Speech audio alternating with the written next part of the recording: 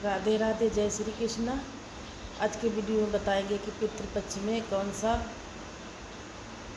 सबसे श्रेष्ठ है। आखिर पितृपक्ष इतना महत्वपूर्ण क्यों है? ऐसे कई महत्वपूर्ण प्रश्नों का जवाब मिलेगा आज के इस वीडियो में, तो वीडियो का पूरा देखें। आज हम बताएंगे कुछ ऐसी बातें सुनने में समस्त पितृदोष समाप्त होते हैं। इन कथाओं पूर्वक समझ करने मात्र से ही मनुष्य के कोटि कोटि पाप नष्ट होते हैं। उससे अपार धन संपत्ति सुख संपत्ति प्राप्त होती है। पितरों की कृपा से उसके सभी दुख दोष समाप्त होते हैं, सुखी जीवन प्राप्त होता है।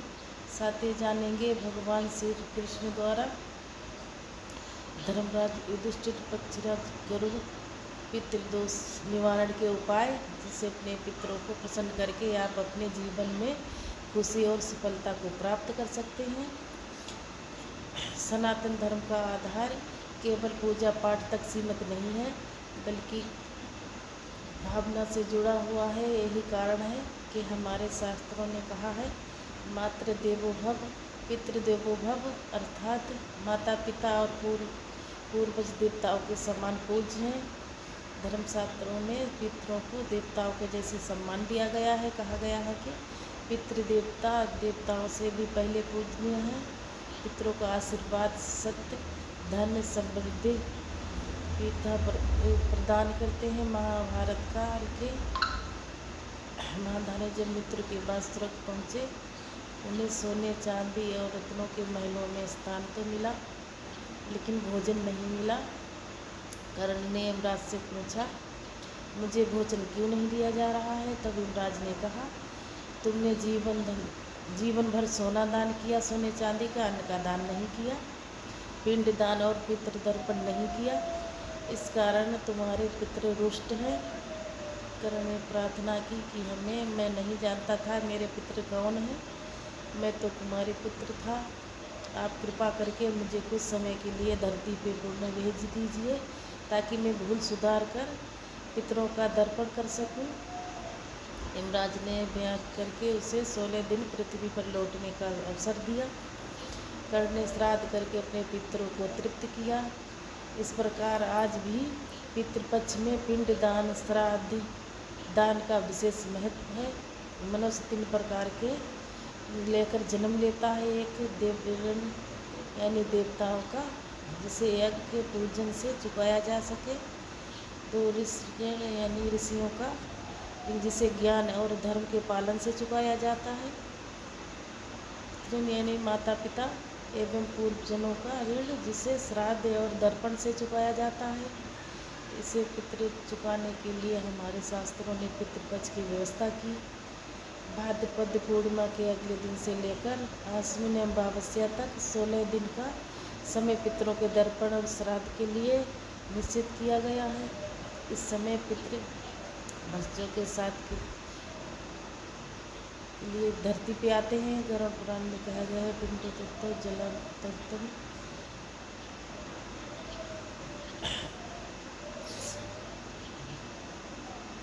अर्थात श्राद्ध में दिया गया अन्न पानी पितरों तक आदर्श रूप से पहुंचता है, शास्त्र तृप्ति देता है। श्राद्ध शब्द की उत्पत्ति श्रद्धया अर्थात श्रद्धा से किया गया कर्म ही श्राद्ध कहलाता है।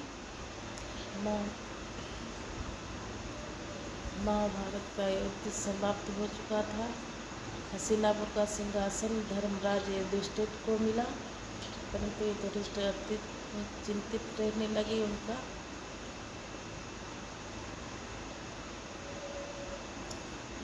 किसी भी योनि में हो, एक समय पक्षीराज गरुड़ अपने मन में जिज्ञासा लिए भगवान श्री कृष्ण के पास आते हैं। उन्हें प्रणाम करते हुए कहते हैं कि हे प्रभु, पितृपक्ष में पितरों की पूजा करने से कौन सा फल मिलता है? पितृपक्ष के दौरान पितरों को शांति के लिए कौन से उपाय करने चाहिए? भगवान श्री कृष्ण कहते हैं कि हे गरुड़, तुमने आज उत्तम प्रश्न किया है। तुम्हारे इस प्रश्न में समस्त मनुष्य जाति का कल्याण छिपा हुआ है। तो थोड़े से तिल डाल के अपने दक्षिण दिशा में जल जरूर से दें पितरों के लिए। पितरों की पूजा करने से मनुष्य को अपने पूर्वजों का आशीर्वाद प्राप्त होता है।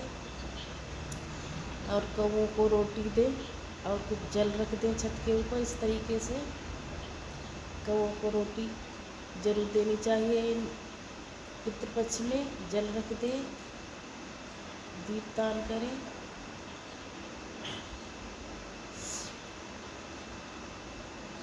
उसके समस्त प्रकार के पितृ दोषों का नाश होता है। उस पर पितरों की कृपा सदैव बनी रहती है। काल की बातें रोशनी पर आ जाते, जो संसार के माया मोह को छोड़कर निर्भय होकर ब्रह्मचार्य का पालन करते हुए निराहार भाव से पृथ्वी पर विचरण करने लगे। उन्होंने संसार की सभी खुशियों और भोगों का त्याग कर दिया था। घर में रहना भी छोड़ दिया था। वो एक बार ही भोजन करते थे, वन में भटकते रहते थे। उन्हें ऐसा वैराग्य धारण देखकर उनके समस्त पितृगण अत्यंत दुखी होकर अपने वंशज को इस प्रकार से वंश को नष्ट करते हुए देखकर उन्हें भय लगने लगा। उन्होंने सोचा कि स्वयं चलकर अपने वंशज से मिलेंगे, उसे वैराग्य का त्याग करने को कहेंगे। फिर एक दिन जब ऋषि ध्यान मग्न होकर तपस्या कर रहे थे, उसी समय उनके समस्त पितृगण उस स्थान पर प्रकट हुए। ऋषि ने अपनी आँखें खोली तो उन्होंने 4 दिव्य आत्माओं को अपने सामने खड़ा हुआ देखा। उन्हें देखकर वो आश्चर्यचकित हो गए। उन्हें प्रणाम करते हुए कहने लगे,